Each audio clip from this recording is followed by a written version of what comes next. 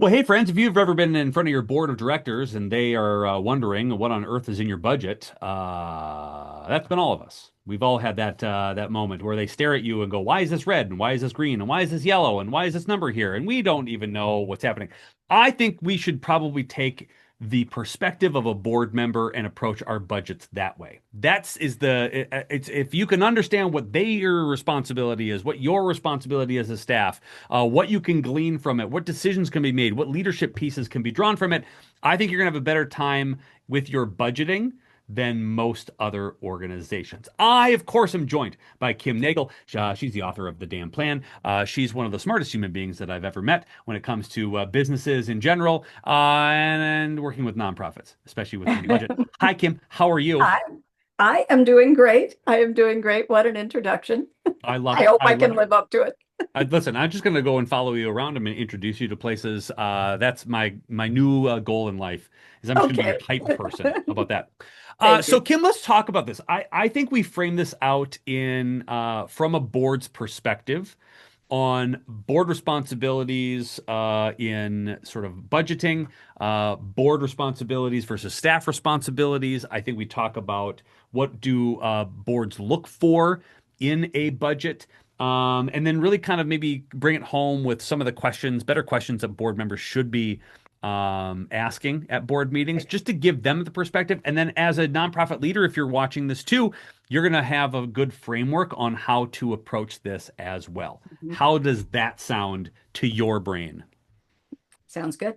I love it. Okay. Sounds awesome. I would like to talk about board responsibilities. This Okay. is something that boards are not typically trained professionally as where they should. So this is going to be a good, helpful framework for it. So maybe we can talk a little bit about board responsibilities when it comes to budgeting. Well, it falls back on those four or three right off the bat. Mm. Yeah, yeah, yeah. Edit that out. It comes back to those three duties that every board has. Those Mhm. three fiduciary duties, the duty of care, the duty of loyalty, and the duty of obedience. Mm. The duty of care to make informed decisions. And if you're not asking questions, how can you make informed decisions? Mhm. So you need to actively participate by asking questions. And then the duty of loyalty to actually have a deep interest in that organization's um, well-being. And Mhm. then the duty of obedience to stay true to the mission, Mm. which in Mm. the end is what the budget is really all about, to match mission and money. That's awesome. Duty of care, duty of loyalty, duty of obedience to a mission. I mean, if you needed Yes. to give your board an outline for what, I mean, that's not only the legal duties, yeah, that Right. is, but Yeah. what a great mission forward Yeah. series of things as well. I Yeah. love that. Yeah. Yeah.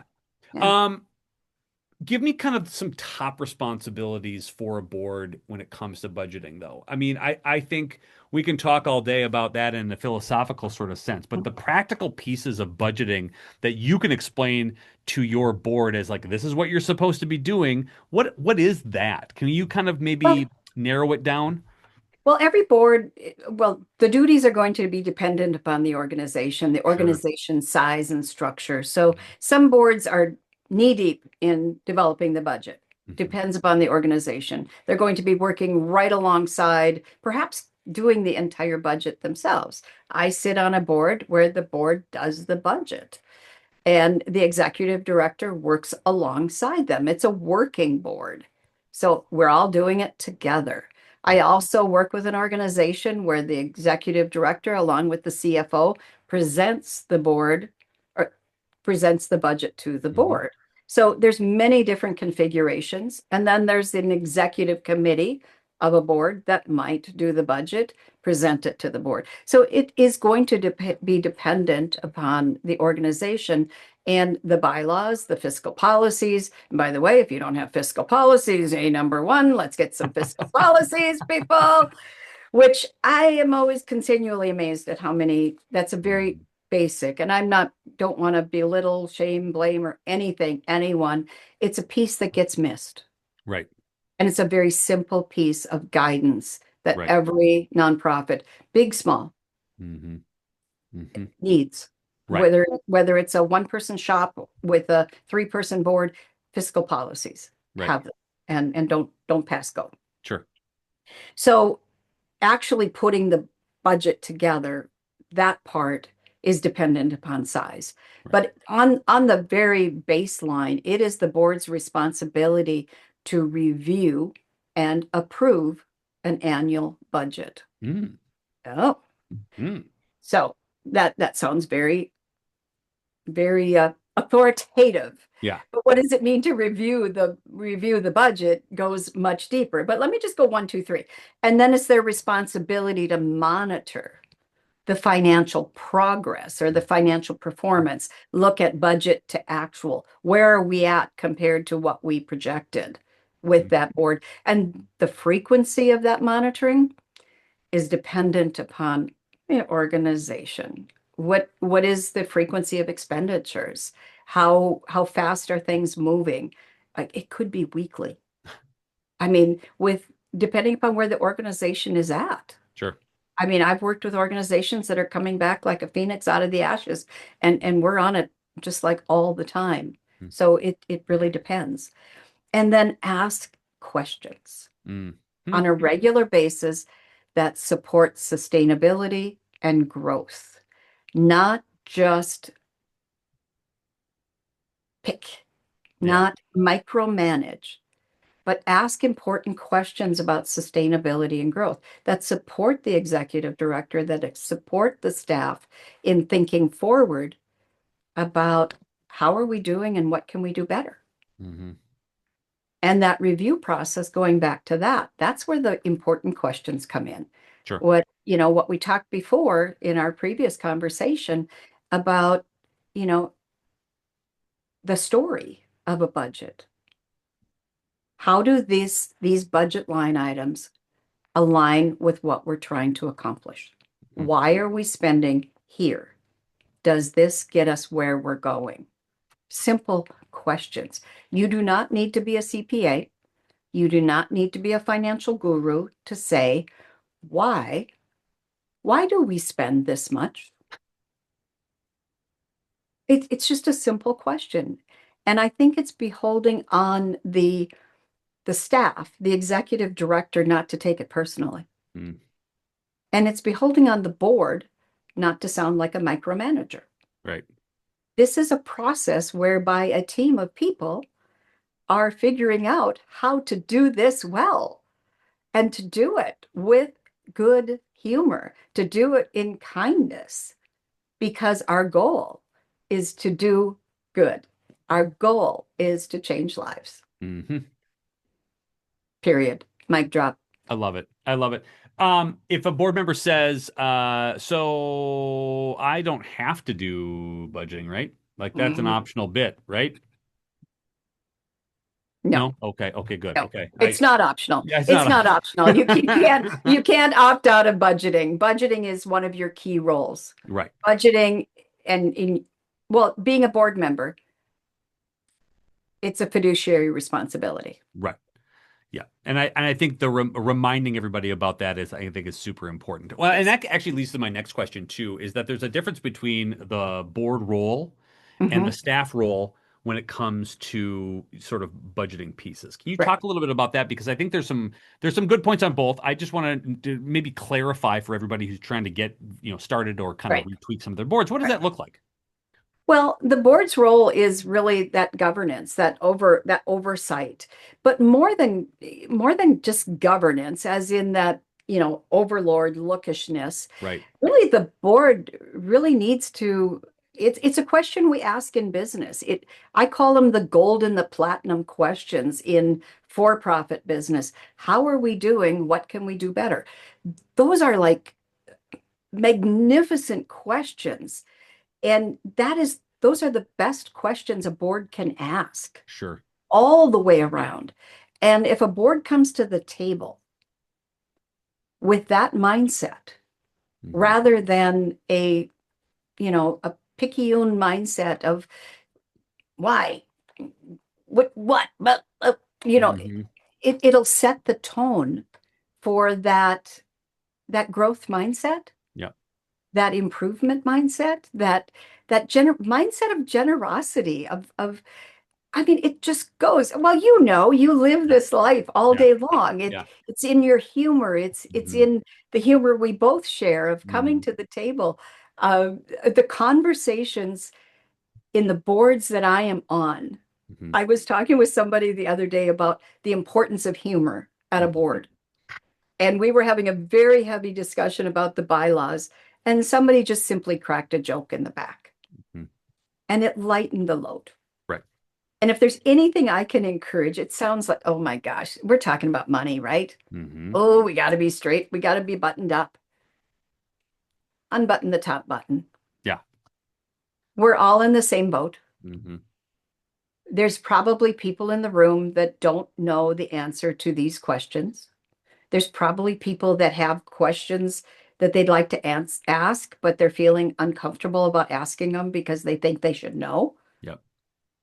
So just open the door, set the table for Hmm. generosity of spirit Yeah. so that there's room for all of this. I was working within a diverse community, people from a different country where all of this was brand new. And they were so afraid of asking questions. And it took me 3 months to get them to a place where they could just ask questions. Yeah. And there was such a just a sigh of relief, just a beautiful sigh of relief. And they're going, oh, this feels so much better. And the organization improved Yeah. and the mood improved, and they were better able to guide the executive director through tough waters, Yeah. seriously tough waters, by just coming to the table with this budgeting process. This is our guide. Hmm. This is the story we're going to tell. This is our strategy. This isn't a straitjacket. This isn't some kind of uh, tool by which we're going to measure everything. As a matter of fact, little secret, little known secret, budgets can change. What? Are you serious? Yeah, You can do that? That's amazing. What mid-year, what I mid-year, you can yeah. change your budget. What I love about that too is I think it gives the executive director, at least it gives the leadership team, uh, you're as a board are ensuring the financial health, but that alone and the knowledge that you can change budgets and adjust on the things, that's almost helping on the mental health side of an Yeah, executive director to know that you've got the board's there for guardrails, the board's there for making sure that you're making decisions right, that meet the mission of the organization, but they're there as a support squad, not right, necessarily a you need to do this in the most micromanagey kind of way. right, And I think right, that gives people a sense of relief if you know that that's the role of the board versus what you're trying to accomplish, which is right. sort of nailing that down. I Yeah. think that's such a big relief, and I think that's such a nice way of phrasing it, Yeah. that you have there, which is really good. Well, Um, I want to address something, Patrick, before we move on, because Mhm. we were going board versus staff. Yeah. And we also talked about when we first started this about the truth. Hmm. Okay. And I've noticed that people don't like to tell the truth sometimes Yeah. because they're afraid of what the result of telling the truth might be. Right. As a matter of fact, I put together a presentation that's titled "What Would Happen If We Told the Truth?" Because in our environment, sometimes we get admonished for Mm. telling the truth. So it's easier just not to tell the whole truth, right? Right. And we'll just skate. Right. Well, that's hard on an organization when we Mm. don't tell the whole truth and nothing but the truth. Yeah. So for staff and executive directors for the board to come with that set the table for generosity and openness and acceptance of the truth and have that door open. Hmm. And then for the executive director to constantly know that they can come back to that board and say, what we budgeted Yeah. isn't how it's working. And do that frequently. Don't wait until we're, 2 days away from, the fire, don't wait Yeah. until the back bedroom's burned, Well, that you well know, that just does. preempt it. Yeah, and I think that does lead to kind of the next point or the question that I had for you too is that, you know, I think nonprofits, and I wouldn't say all of them, but most of them think it's like income expenses. Hmm. That's it. That's the only thing a part of a budget does. And Right, and where I'm tracking with you is that we got to think a little bit differently, or at least get a couple of other items that give us the full picture of that. So right. maybe you could talk a little bit about that too, where what are we looking at that's not just income expenses that we should be looking at that'll actually give us a better picture as a board member. And again, if you're listening to this as an executive director or somebody who's in part of the leadership team, what are they going to look for? What they should be looking for so you can provide this information and help them grow along the way too. Right. Right. Well, budgets in a nonprofit, we know that our money doesn't, we might have gotten a grant on January 1. Right. We signed the contract, and most grants are reimbursement, especially if they're government grants. They're Right. going to be reimbursement. Just count on it. Right. That's the way it's going to work. And then you have situations as we are right now, where even if you got the grant, you might not get the grant. Hmm. And then there's just foundations that might have to change their mind, Yeah. and or donors that made a pledge that didn't pay. There's Hmm. all sorts of circumstances that money that was promised might not happen, or the timing might not happen. So that is just the very nature of a nonprofit, but it's no different than a for-profit who projected sales that didn't happen. Yeah. Same deal. That's funny. So, what does a for profit do? Well, they have a long range projection that factors in those variables. Hmm. That's how for profits deal with it. So, I'm writing the book Nonprofit Profitability because the same tool applies to nonprofits. We need to Hmm. factor in that potential for variability, and that's cash flow forecasting, where we stress test Yeah. worst case scenarios. Yep. Well, So yeah. I that, love this too because I think when you're talking about your programming, you're talking about reimbursement. I think you need to know, like, hey, if you forecast that we're going to raise $100,000 this year, that's what we're going to do. But all your money comes in November and you have no money for 11 months. What on earth are you doing? Like, you have to have some sort of those right, things. It's weird. right, And if that's going to be the only thing that you do for revenue over the next 3 years, well, then you need to save your money from this to this. So you're going to have to push programs back. It makes a total sense. right, And I just think the timing mechanism works. And it's just such a right, simple thing to have in the back of your brain when you're a board member thinking about, okay, well, maybe it's not just how much money we're bringing in and how much going out. There's a couple other little things that will help us right. navigate, helping you stick to the mission. Yes, yes. And, one of the big things is nonprofits, generally, many of them are in the business of trying out new things, Right. right? We're testing As they to, should. By the as way, they as you should, should. Yes. as they should. Yeah. They get a grant because we've got a problem to solve, and the funder says, "Hey, we're going to give you this money because we've been trying to crack this nut for a long time, and we believe you Yes. can do it." Yes. But they don't factor in the development time to crack the nut. Hmm. They just factor in the implementation time, so there's no money to do the development work. Right. So people don't forget the development time, the cost of Oh. staff, the cost of programming. Factor it all in. Get Hmm. down to the last dollar, look at time and money. That's in your budget.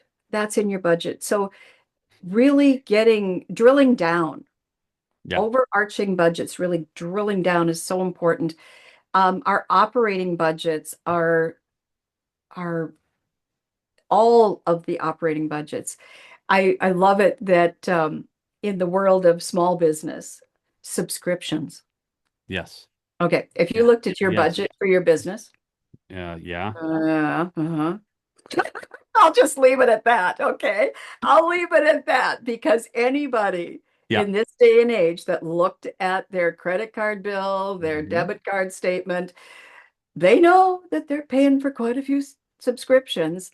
I had my daughter, my business partner go through my subscriptions, and she saved me like $300 Hmm. just by canceling a bunch of them. Right. So we know, but how many nonprofits are sitting out there with a bunch of bills that they're paying that they don't need to pay and they're not in their budget? So this But is that's just a tiny yeah. little thing. Those are It, tiny little pieces. yeah. But those tiny little pieces are what we call leaky money. Yeah. And in every organization's budget, Hmm. there's leaky money they're not accounting for. It's the travel that Hmm. they didn't plan for. It's the event that was under budgeted. It was the staff time off that they didn't factor in. It was the replacement of somebody. It was the copy machine that broke down. It Hmm. was just going one right after the other. Right. The pieces that totally trashed the budget and Mhm. thereby that contingency that they didn't plan for, that zero budget that they shouldn't have had in the first place, uh, that they were working off of. Yeah, I think again, you're so spot on these kind of things too. But as a board member, and again, you and I are on different boards as well, so we are tasked with, understanding some of those kind of Mhm. things. But if you're a board member and you are looking at things or you're considering an operating budget or long range budget or forecasting this, whatever, I think you have to be triggered by a few different questions other than uh, hey, what are we going to make this month? Like that's the basic question of basic Right, questions. Don't ask that question. right. I think if you're going to help boards understand budgets better, they've got to ask better questions. Yes. And I know that you think about this all the time too, because Right, you and I both think about this. right. What are some interesting questions that are not gotchas, but what are some interesting questions that you as a board member should be asking your executive director about the budget? And again, executive directors, prick your ears up because you should be prepared to answer some of these things. But what are some examples of questions that we should be asking that's better than just like, what does our budget look like? Like, Right, give me right. something better than Well, that. well, I have wanted to do this forever, so I'm going to do this. Well, for today, and today only, Patrick, for our people out there, I have the handy dandy checklist of questions that every board member should ask, and they're going to be able to download it after this Yes. podcast. All right, Yes. there you Okay, go. good. Okay, How did good. I do? How You did I did do? great. Okay. You were All like the Billy Mays of women who talk about businesses. right. Only on on this podcast with you would I do that. All right. So here's some questions in Mhm. all seriousness that every board member should ask, and every executive director should be Mhm. asking about their own budget. What assumptions are we making about revenue, Mm. Yep. especially grants and donations? Yep. Those, are we making assumptions? When are we getting them in? If we've applied, how sure we are we getting them? Are they guaranteed? Are they hoped for? Uh, Both on donations and grants. Right. And, we may have had a fundraising activity that we've done every year for the last 20 years. Are Mhm. we making an assumption that we're going to get 20% more? How realistic is that? Right. Are our assumptions based in reality? Are there any funding risks that we need to plan for? Mhm. As we look down the pike, like I said, we're living in times where there are a lot of funding risks. What risks do we need to plan for? Mhm. What are our projected cash flow? I mean, cash flow, we're going to be talking about that in another discussion, Mhm. that money in, money out. Mhm. What do we have enough cash, actual cash on hand? A budget is different than cash. A budget is static, but our cash keeps the doors open. It's when the money is actually hitting the bank account. And will we have enough cash? Do we have reserves? Are we budgeting for reserves, Mhm. not just hoping for them?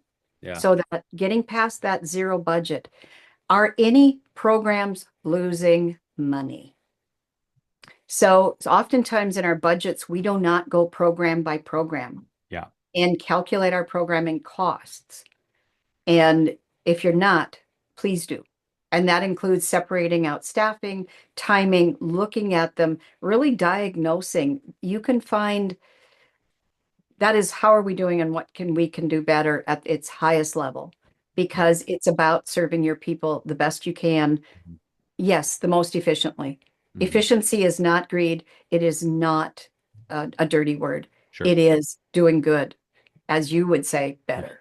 Yeah, I like that. Well, and again, I think some of those questions and leading with curiosity Yeah. has a better engagement policy. Yes. So you don't want to be just a board member who sits on the fence about the stuff, even if you don't understand all the nuances of budgets. But your curiosity will help you not only learn, Yeah. but you'll engage everybody in a way that's not just yay, nay, okay, next subject and blah blah blah. You can Right. actually figure out and help with your own perspectives about what budgeting should be going forward. And I think to even close this section out is your insistence. And again, you write about this and you speak about this, whatever. Your insistence that you have to budget for sustainability. Yeah. It's one of the things, and I know we're closing with this piece, but it's the most important thing if you're getting out of this a segment of it is if you are just budgeting to get by and you're not budgeting for a buffer and figuring out how long you can be, sustainable. If you're not asking that particular question, I think you're in trouble. How do we approach this that doesn't sound like a gotcha game? Kim? Because I think that's where a lot of executive directors would feel like, well, how dare you? We're doing our best. Well, no, that's not what you're trying to get at. But like, how do you approach as a board member, sustainability without sounding aggressively, I don't know, what's the term to put it? Like, how being aggressive as a board member, I guess. I think here, I might sound like I'm overusing this, but you know, in there, have you ever read the Four Agreements? Mm-hmm. Mm-hmm. Mm-hmm. Speak your words in kindness. Yeah. Love that. Speak your words in kindness. We're in this business. This is the business we're in. Mm. We're nonprofits, kindness. It's almost synonymous. Yeah. Yep. And so if that's how we lead, it is kindness to keep your doors open. When I speak from the stage, as I presented before, I can truly say, but for the power of nonprofits, but for the fact that their doors were open, I would not be here. I would not be able to do this work that I love. Mm-hmm. And it's hard not to cry every time I say it. Mm-hmm. But that is why sustainability is essential, is because of that. And there are thousands and millions of people that can say that. But for the power of those doors being open, those nonprofits, and but for those doors being open. So, but for sustainability, Yep. And that is again, why. yeah. And And and again, so we must. It's not just like budgeting is not optional. mm-hmm. Sustainability is not optional. Yeah. We are not built. Nonprofits were never built to be poor little lambs with our hands out. We were built as a vehicle whereby good and honest citizens could contribute to the public good Mm-hmm. Yep. and get a tax break. Also Okay? true. And And again, that's why we were built. yeah. So we got let's live up to that promise. Again, nonprofits exist because the government can't and won't do whatever the heck you are filling the gap for. Yes. And if you don't exist for a longer period of time than just sustaining your month to month, week to week sort of piece, you're doing a disservice to those you're serving in the first place. And I love that as kind of the closing, piece to this too, because it just puts an exclamation point on the importance of why you exist as a nonprofit.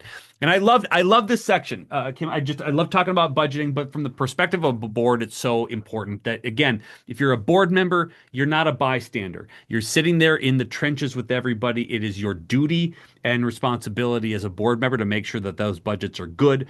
You need to know that you are the guardrails, but you're also the cheerleaders to make sure that you are doing good by the budget for sure. It's more than just income and expenses. And you can do that and you can be curious by asking some better questions to get to the root cause of why on earth you're doing budgeting in the first place or where are you in the budgeting piece. And the reason you do this always is so you can keep the doors open for as long as possible to Yes. do the most good in your communities. My goodness gracious, it just makes a lot of sense. And Makes I'm so, wonderful yeah, sense.